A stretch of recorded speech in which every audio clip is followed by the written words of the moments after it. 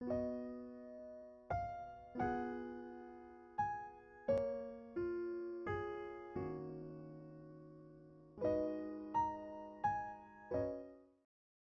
sejahtera jemaat kekasih Tuhan. Kembali kita bersama-sama dipersatukan oleh Allah dalam ibadah pada hari ini. Dimanapun saudara saat ini berada, pastilah Allah ada di tempat saudara berada. Pada hari ini khotbah mengambil tema menjawab keraguan kebangkitan Kristus. Bahan bacaan diambil dari Injil Yohanes pasal yang ke-20. Kita fokuskan perhatian kita pada ayat yang ke-19 sampai dengan ayat yang ke-31. Saudara-saudara yang dikasihi dan yang mengasihi Tuhan, manusia kita semua sebenarnya tidak sulit untuk membedakan antara suasana damai dan suasana resah. Suasana hati hidup yang bebas dengan situasi suasana yang larut hanyut dalam kesedihan. Suasana yang penuh dengan kesejahteraan ataukah suasana yang penuh ketakutan. Dan semua dari kita pasti tidak sulit untuk membedakan situasi-situasi seperti itu. Dalam buku yang berjudul Menggapai Kematangan Hidup Rohani yang ditulis oleh Henry Nouwen, itu mengatakan secara ringkas begitu bahwa manusia itu berada pada titik tengah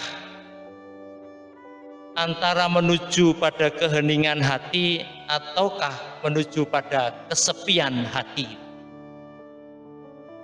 Nah, hati yang damai, hati yang bebas, hati yang penuh kesejahteraan adalah mereka yang masuk dalam pengaruh kebiasaan untuk masuk dalam keheningan hatinya. Sedangkan perasaan, situasi, kondisi hati yang penuh dengan keresahan, hanyut dalam kesedihan, dan sering kekhawatiran dan ketakutan, itu mereka sebenarnya masuk dalam lingkaran kesepian. Nah, maksud dari tulisan Henry Nouwen itu hendaknya mengubah situasi yang sepi itu masuk dalam keheningan, supaya kemudian perbedaan sangat mencolok itu akan berganti dari ketakutan menjadi damai sejahtera. Sebab orang yang hatinya masuk dalam ranah keheningan, maka orang itu peka dalam mendengar apa yang dikatakan oleh orang lain. Bahkan mungkin apa yang terdengar dari dunia yang lain sekalipun begitu.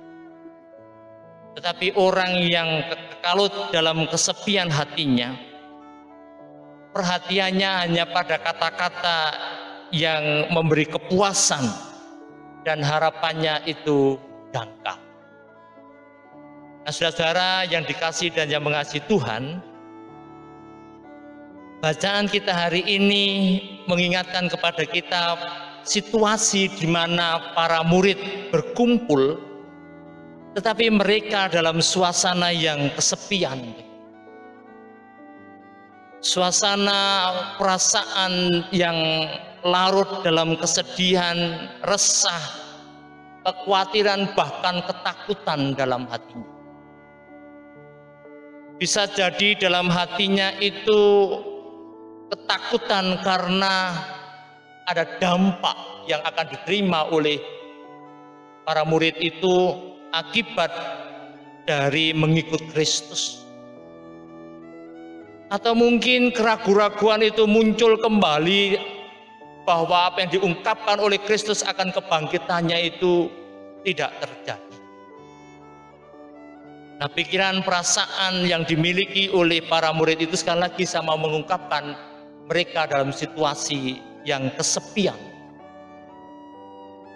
Nah, pada saat mereka dalam situasi yang kesepian, yang di dalamnya itu ada perasaan resah, hanyut, larut dalam kesedihan dan ketakutan, maka hadirlah sosok Yesus begitu. Dan Yesus menginginkan bahwa situasi yang sepi penuh dengan kekosongan itu, yang tidak ada artinya itu, dibawa ke dalam ranah yang keheningan, di mana situasi menjadi mereka peka dan mendengar akan apa yang dikatakan oleh orang lain, termasuk akan kehadiran Kristus dalam hidupnya. Nah, saudara yang dikasihi dan yang mengasihi Tuhan, maka di tengah-tengah mereka dalam kesepian itu ditarik menjadi keheningan, ada satu kata kunci, kalimat kunci yang diungkapkan untuk mengubah situasi yang sepi masuk dalam ranah yang hening, masuk dalam ranah yang peka terhadap situasi yang menggembirakan, dengan ungkapan damai sejahtera bagi kamu. Nah, kalimat ini adalah kalimat yang menyejukkan sekaligus melepaskan kesepian yang tanpa arti itu, melepaskan situasi yang tanpa makna, masuk ke dalam sebuah situasi yang keheningan yang penuh dengan makna. Sehingga dengan demikian diharapkan dan ada kepastian bahwa mereka akan terlepas dari rasa takut, terlebih juga terlepas dari larut dalam kesedihannya.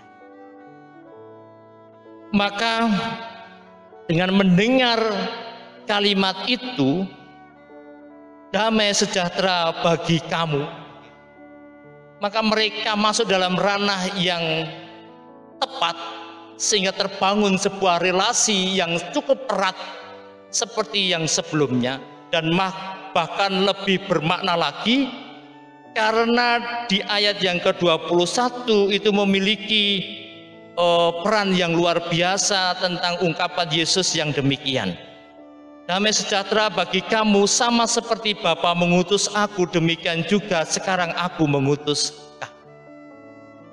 Tahapan yang diambil oleh Yesus ketika menggiring para muridnya menuju dalam situasi yang hening, yang erat hubungannya dengan Allah, tidak hanya sekedar berhenti untuk dirinya, tetapi ada momentum, ada start awal yang harus dilakukan. Bapa mengutus aku, demikian juga sekarang aku mengutus kamu. Ada sebuah keheningan yang tidak pasif, tapi keheningan yang aktif, yang mencoba untuk membuat damai sejahtera yang berlaku juga bagi orang lain. Nah, itulah kemudian boleh saya mengatakan mereka masuk untuk mengawali kehidupan rohani yang baru. Syarat mutlak untuk menjawab keraguan akan kebangkitan Kristus adalah dalam diri para murid, mereka menerima damai sejahtera dan mereka menerima pengutusan yang diberikan oleh Kristus kepadanya. Maka dengan sendirinya itu syarat mutlak untuk menjawab keraguan akan kebangkitan. Ada mandat yang diberikan, dan untuk menjawab keraguan pihak-pihak yang di luar para murid, pastilah kehidupan rohani yang akan diawalinya oleh para murid sebagai bentuk menunjukkan dan membuang keraguan kebangkitan Kristus kepada banyak orang. Dengan demikian, itu yang menjadi dasarnya. Nah, bekal yang diberikan oleh Yesus kepada para murid ketika dia harus menyampaikan, menjawablah akan keraguan kebangkitan Kristus, itu sungguh luar biasa. Di ayat yang ke-22 diungkapkan demikian. Dan sesudah berkata demikian, ia menggembusi mereka dan berkata, terimalah Roh Kudus. Sungguh luar biasa, Yesus memberikan bekal yang luar biasa kepada para murid. Membuka akan keraguan dalam diri murid itu sendiri, dan juga membuka keraguan akan banyak orang terhadap kebangkitan Kristus. Nah, dalam bacaan kita juga diceritakan bagaimana seorang Thomas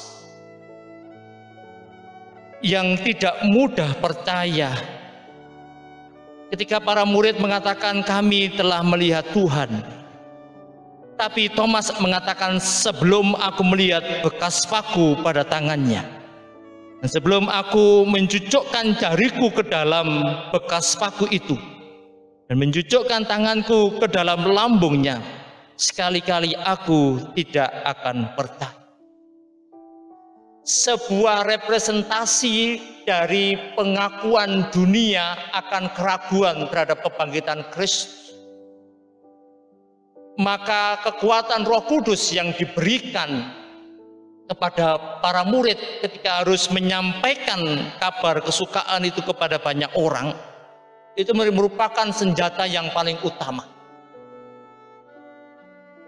Peran Yesus ketika mendekati Thomas dan menunjukkan bukti, maka itulah yang juga akan diimplementasikan oleh para murid ketika ada tindakan kehidupan rohani dalam kehidupan sehari-hari, ketika harus menyampaikan bahwa kebangkitan Kristus itu nyata.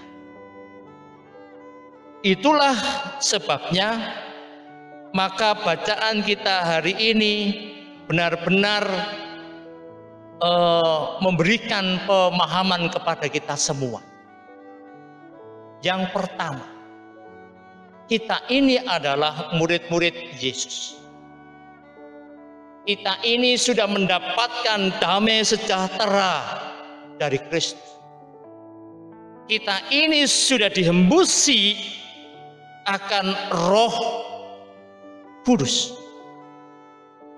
Maka kita harus bisa menjawab keraguan banyak orang tentang kebangkitan Kristus, karena mereka memang memerlukan bukti nyata.